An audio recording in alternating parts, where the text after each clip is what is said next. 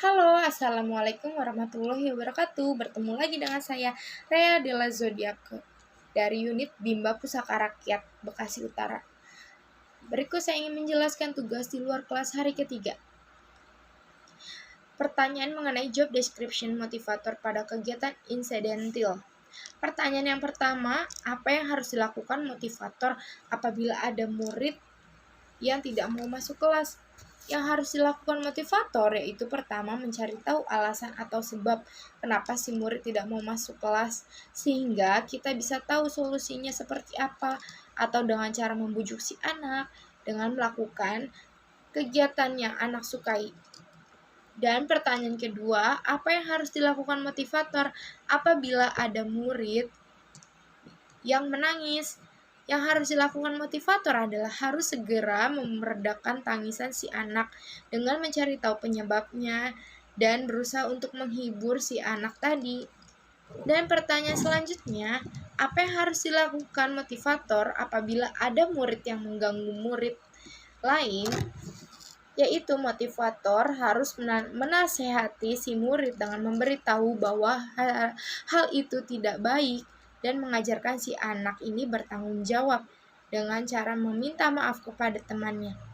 Dan pertanyaan yang keempat yaitu apa yang harus dilakukan motivator apabila ada murid yang melamun? Dengan cara motivator menyapa si anak dengan cara bercanda dan mengajak bermain dengan kegiatan yang anak sukai sehingga anak kembali ceria.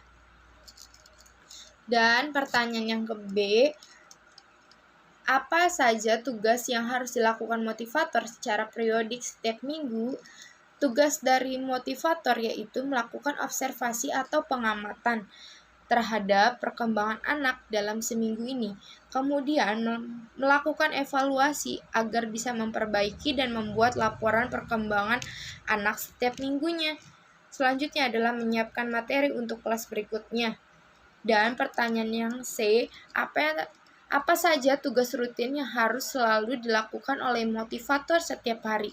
Tugas rutin seorang motivator adalah menciptakan suasana kelas yang nyaman dan menyenangkan bagi anak, menyiapkan materi, karena motivator sebagai fasilitator kegiatan bermain sambil belajar anak, motivator harus selalu bersikap ramah kepada anak. Dan motivator dalam setiap kegiatannya harus memberikan reward dan evaluasi terhadap perkembangan si anak.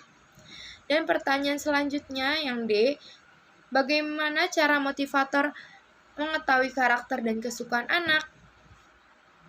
Caranya yaitu bisa bertanya dengan orang tua si anak atau bertanya langsung dengan si anaknya, atau motivator melakukan observasi atau pengamatan terhadap tingkah laku si anak. Dan selanjutnya ada pertanyaan mengenai target di kelas Bimba A, I, U, E, O berikut ini. Pertanyaan pertama, apa target suasana dan kegiatan di kelas Bimba A, I, U, E, O yang harus dicapai oleh motivator?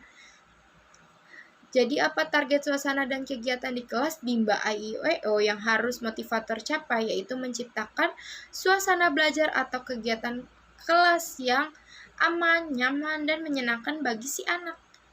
Dan pertanyaan selanjutnya yang kedua ada bagaimana cara motivator menyampaikan target atau tugas di kelas Bimba A, I, U, E, O.